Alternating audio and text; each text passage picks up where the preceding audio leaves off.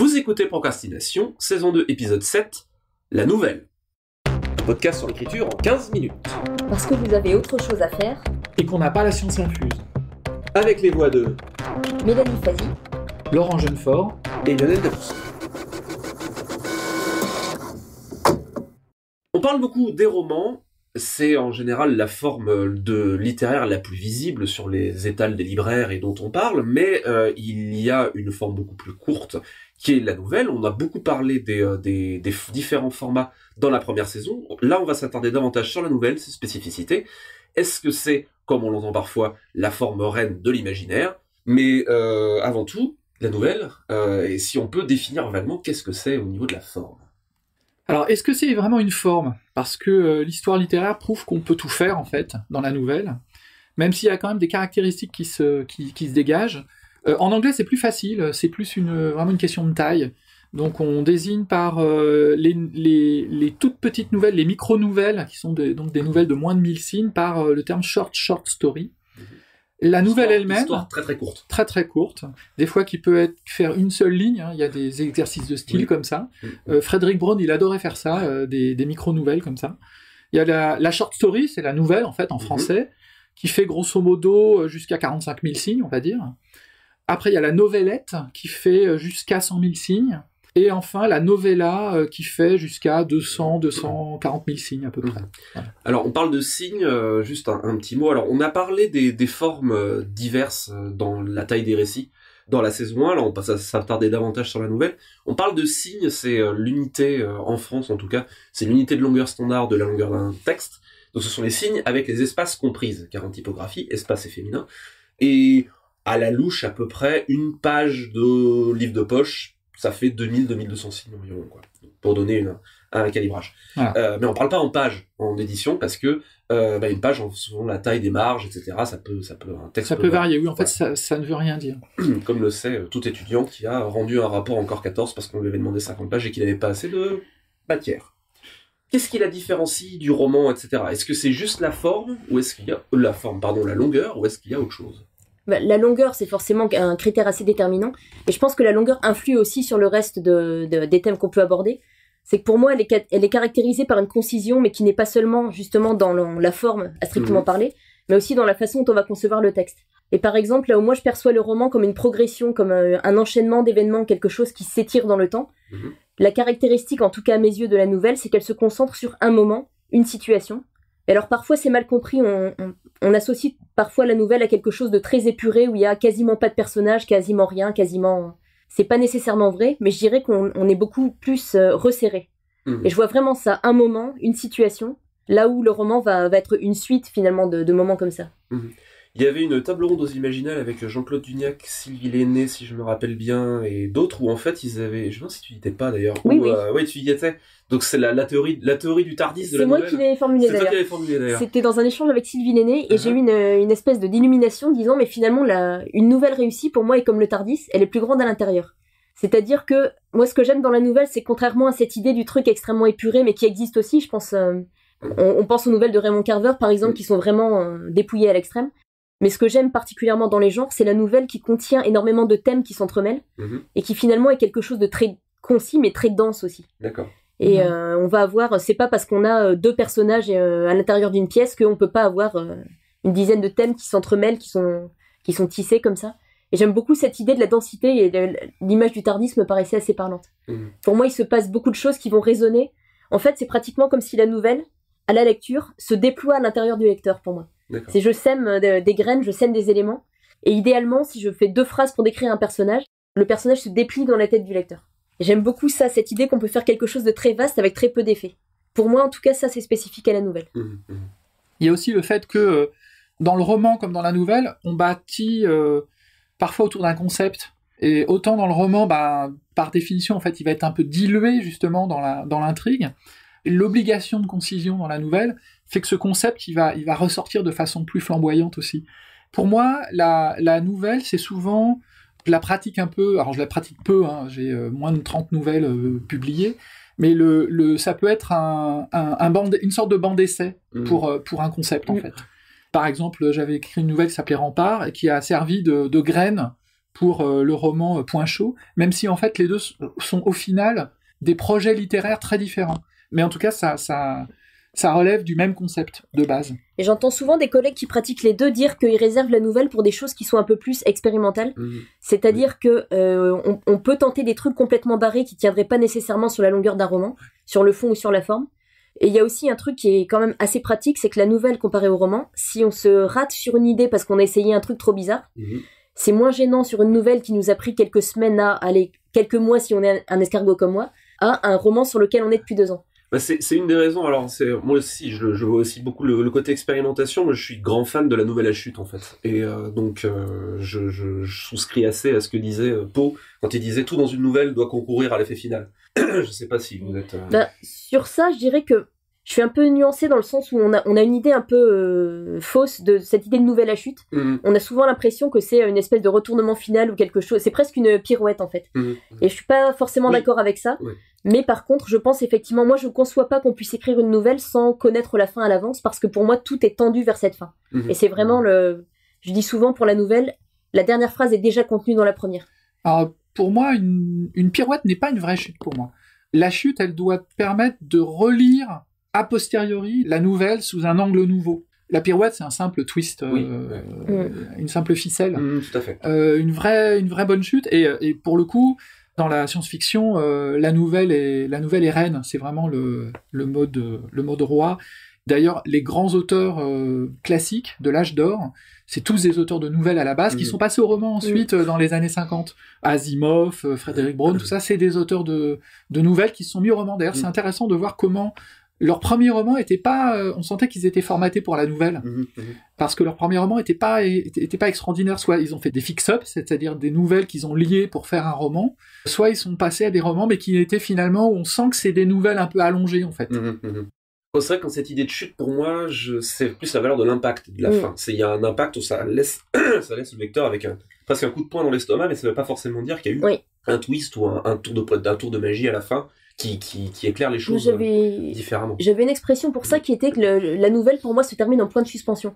Il y a quelque chose qui résonne, en fait, c'est pas nécessairement une fin, il se marie avec beaucoup d'enfants ou une fin de roman. C'est vraiment on reste presque en déséquilibre, comme si on était en train de courir et d'un seul coup on s'arrête, on est en déséquilibre, mais il continue à se passer quelque chose dans la tête du lecteur. Pour moi, il y a vraiment, en fait, je m'aperçois en réfléchissant à ça, dans la nouvelle par rapport au roman, j'ai beaucoup plus cette idée de quelque chose qui se poursuit dans la tête du lecteur. Par rapport à la densité du texte. Je pense ça dépend évidemment des textes. Le roman peut le faire aussi. Et disons que c'est pas nécessairement de la même manière. En fait, je m'aperçois aussi que pour moi, il y a beaucoup quelque chose dans l'écriture, et je me suis aperçue de ça récemment, où j'écrivais un texte un peu plus long, et j'ai dû vraiment batailler contre mes réflexes de novelliste, qui sont d'aller à l'essentiel. Et ça veut pas dire, comme imaginent souvent les gens, ne pas donner de détails ou quoi que ce soit, mais les sélectionner de manière extrêmement précise et faire les phrases les plus courtes possibles pour qu'elles aient le plus d'impact possible. Et j'ai l'intuition que le rythme des phrases n'est pas nécessairement le même dans le roman. Alors, ça dépend encore une fois. Ça pourrait nous entraîner sur la notion de scène d'ailleurs, qui pourrait être un boîte de Pandore, parce qu'une scène peut avoir l'énergie ramassée d'une nouvelle en fait. Pour ma part, dans ma quête de la concision à travers le roman, pourtant j'écris des séries fleuves. Je cherche malgré tout, parce que je viens de la nouvelle aussi, je cherche malgré tout à retrouver l'impact dans une scène. Mais je suis d'accord avec toi sur le fait que un roman peut boucler et se terminer et se conclure, et aussi faire une fin en point de suspension. La nouvelle doit faire ça. Le roman peut se permettre des respirations entre deux, et avoir des moments comme ça, mais là où la nouvelle, tout est condensé dans cet effet, le roman peut avoir différents types de rythmes, différentes respirations. Et tout ne concourt pas à l'effet final dans un roman, puisque des effets finaux, il y en a plusieurs, en fait, finalement, dans un roman. C'est peut-être une différence particulière. Alors toi, tu trouves la fin, Laurent, quand tu écris des nouvelles, on a établi que c'était plutôt scriptural, est-ce que tu pars avec la fin en tête ou... Alors pour la nouvelle, non, pas toujours, en fait. Ouais. Merci de me contredire du coup. Moi, c'est plutôt, j'allais dire, la mécanique générale et l'idée force. Moi, c'est l'idée force qui guide. L'idée force fait pas forcément une chute, parce que la chute, c'est pas une obligation non plus. Oui, tout à fait. En revanche, il faut que à la fin, en fait, de la nouvelle, on ait une idée qui la domine et qui a été mise en action, en fait. Oui. Voilà.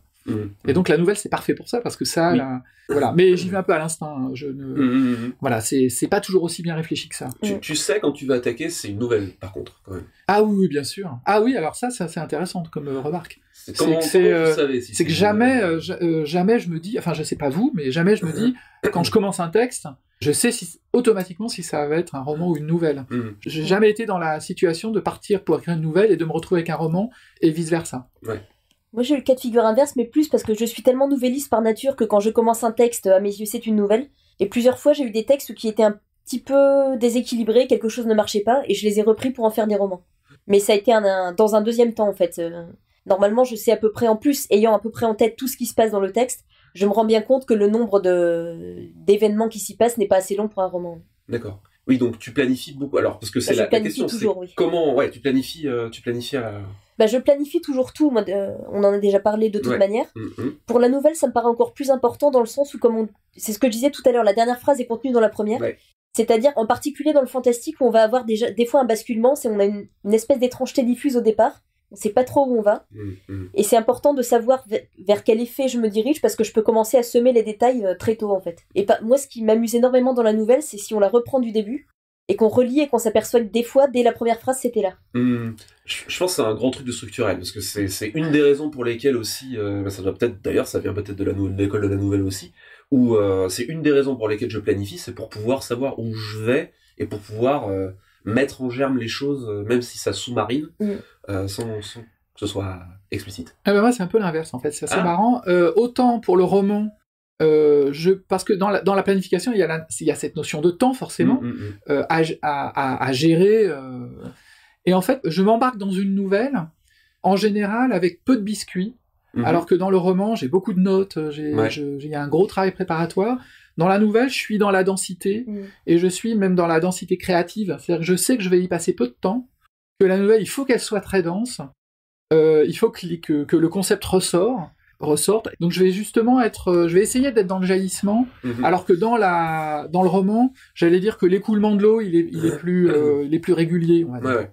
Et oui, j'allais dire, moi il y a une chose, je sais pas si c'est le cas pour tout le monde, il y a une chose que j'aime particulièrement dans la nouvelle, c'est notamment de la retravailler, de la concevoir. J'aime cette idée que je peux l'englober d'un seul coup d'œil, là où le roman c'est plus compliqué. Oui. Et particulièrement, j'aime relire une nouvelle parce que à la relecture, tout de suite on sent ce qui dépasse. S'il y a un mot qui est de travers, s'il y a une phrase qui ralentit, tout de suite on le sent. Et je suis pas à l'aise avec des textes plus longs parce que je perds cette espèce de vision très précise du rythme notamment. Alors complètement, et c'est une des raisons pour lesquelles j'ai tendance à recommander aux jeunes auteurs d'attaquer par la nouvelle parce que quelque part c'est une forme qui pardonne pas pour cette raison, mais qui en même temps permet de faire des premières armes assez facilement, comme on disait tout à l'heure. C'est plus facile de se dire bon je me suis planté sur 30 pages que si j'ai écrit une décalogie et que je me rends compte à la fin que je me suis planté sur 2000 pages. Et ça permet de trouver beaucoup plus facilement sa voie, à la fois VOX et VOIE, vers quoi on veut aller. Et quand on peut être un structurel en germe, moi je sais que passer à la forme longue a été un apprentissage parce que j'avais justement cette angoisse, exactement ce que tu dis, de pas voir mon histoire d'un seul coup d'œil. Et il a fallu que j'accepte et que j'apprenne à me faire confiance que, à travers le roman, je la verrai jamais d'un seul coup d'œil. Et que c'était normal. Il suffisait juste, comme quand on conduit sur une route de montagne la nuit, les phares voient à 100 mètres et que je verrai jamais qu'à 100 mètres. Et j'avais éventuellement une vague carte jusqu'où aller. Je pense que c'est je sais pas si vous recommandez ça aussi. Moi, je pense que c'est une très très bonne école. Oui, je pense que c'est une excellente école. Après, il y a une chose que je préciserai, c'est que je pense qu'on n'est plus naturellement doué pour l'un ou l'autre, ou en tout cas, tout le monde n'est pas fait pour le roman, tout le monde n'est pas fait pour la nouvelle. Mais par contre, c'est vrai que pour démarrer, ça me paraît une excellente idée, oui. S'entraîner en tout cas. Alors moi, je suis un peu atypique parce que j'ai commencé dans le roman. Ouais. Et la nouvelle est venue bien après, en fait. Et la nouvelle, j'ai dû m'y mettre, et j'ai eu un peu de mal, parce que je pense être plus romancier que novelliste.